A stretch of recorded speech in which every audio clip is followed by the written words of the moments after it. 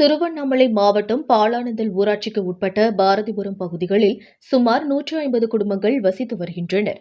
இவர்களுக்கு கடந்த 3 மாதங்களாக குடிநீர் வழங்காததால் ஆத்திரம் அடைந்த அப்பகுதி மக்கள் ஊராட்சி மன்ற தலைவரை கண்டித்து மற்றும் குடிநீர் வழங்க வேண்டும் என சுமார் அரை மணி நேரமாக காலி குடங்களுடன் திருவண்ணாமலை அவலூர்பேட்டை சாலையில் பாலானந்தல் கூட்ரோடு அருகே சாலை மறியலில் ஈடுபட்டனர்.